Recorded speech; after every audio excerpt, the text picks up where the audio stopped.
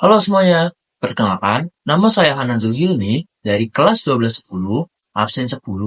Jadi di sini saya akan menjelaskan materi mengenai medan magnetik atau induksi magnetik, disertai dengan hukum Oster dan percobaan sederhananya. Sebelum kita melakukan percobaan Oster, kita harus mengetahui apa itu medan magnet atau induksi magnetik beserta hukum Oster. Jadi begini. Pada tahun 1820, seorang ilmuwan fisika bernama Hans Christian Oster menemukan bahwa pada suatu kompas dikatakan sedikit menyimpang dari arah utara dan selatannya akibat adanya pengaruh dari suatu magnet. Peristiwa inilah yang dinamai Oster sebagai induksi magnetik. Dan tempat atau ruangan dari suatu kompas yang dipengaruhi oleh suatu magnet disebut juga sebagai medan magnet. Dari definisi tadi, Oster menyatakan hukumnya bahwa arus listrik dapat menciptakan medan magnet di sekitarnya. Pada materi medan magnet atau induksi magnetik ini terbagi menjadi 4 macam. Yang pertama itu, ada medan magnet pada kawat lurus. Medan magnet pada kawat lurus ini kita dapat rumuskan sebagai B sama dengan μ0 dikali I per 2 pi A, di mana B sebagai besar dari nilai suatu medan magnet dengan satuan Tesla atau Weber per meter kuadrat. Selanjutnya ada μ0 atau permeabilitas hampa dengan nilai 4pi dikali 10 pangkat min 7 Weber per AM. Selanjutnya ada I atau kuat arus dengan satuan ampere. Dan yang terakhir ada A, yaitu jarak dari suatu titik, panjang dari suatu kawat dengan satuan meter. Untuk menentukan arah gaya medan magnet pada suatu kawat lurus, kita dapat menggunakan kaidah tangan kanan Oster.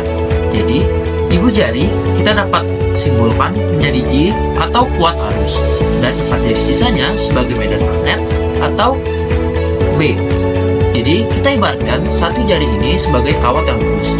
Lalu, kita dapat menentukan arahnya menggunakan kaidah tangan kanan Oster. Kita lakukan seperti ini. Jadi, kita dapat simpulkan kuat arus menuju ke atas dan medan magnet mengelilingi satu kawat lurus ini. Jadi, tandai medan magnet yang masuk ke dalam kawat lurus ini dengan tanda X, dan kuat arus medan yang keluar dari suatu kawat lurus ini kita dapat tandai dengan dot atau titik. Yang selanjutnya atau kedua, kita dapat menentukan medan magnet pada kawat melingkar dengan rumus B sama dengan μ0 dikali I dikali N per 2A. Keterangan pada rumus ini sama dengan sebelumnya, kecuali yang A.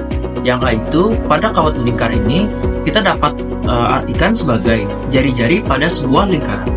Selanjutnya yang ketiga, ada medan magnetik pada solenoida.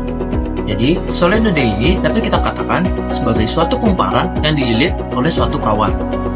Rumus medan magnetik pada solenoida ini yaitu B sama dengan μ0 dikali Ni per L, di mana B, μ0, N, dan I sama dengan pengertian sebelumnya.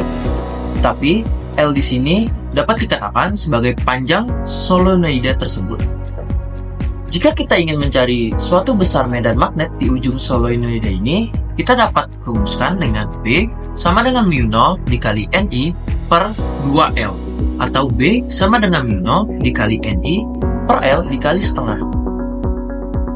Yang terakhir atau yang keempat, ada medan magnet pada toroida.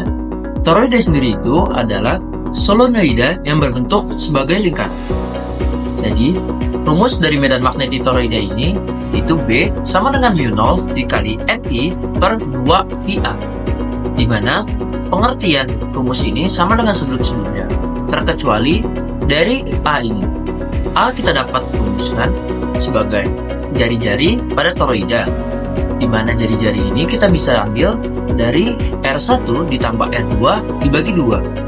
R1 itu merupakan jari-jari dalam dari toroida dan R2 adalah jari-jari luar dari toroida. Setelah materi dari induksi magnetik atau medan magnet tadi, kita akan melakukan percobaan sederhana dari Oster.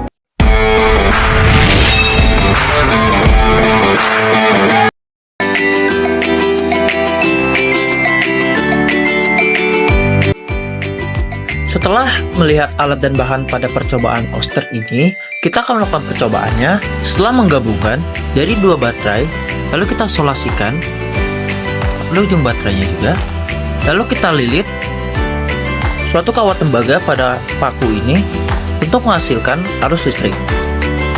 Jadi kita coba percobaan pertama ini.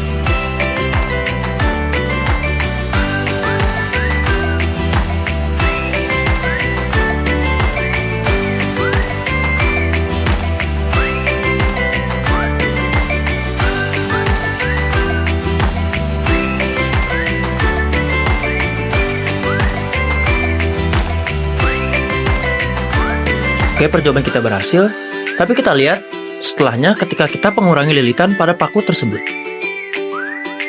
Setelah kita mengurangi lilitan pada paku ini, mari kita coba apakah arus listrik masih mengalir pada paku tersebut.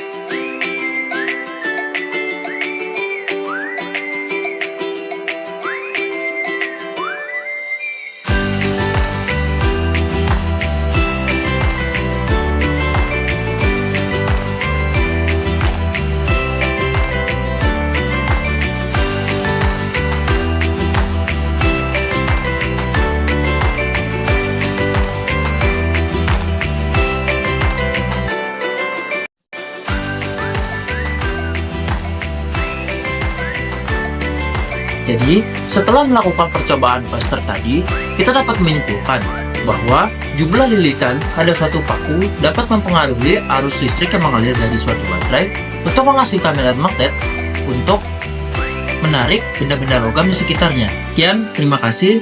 Kurang lebihnya mohon maaf. Wassalamualaikum warahmatullahi wabarakatuh.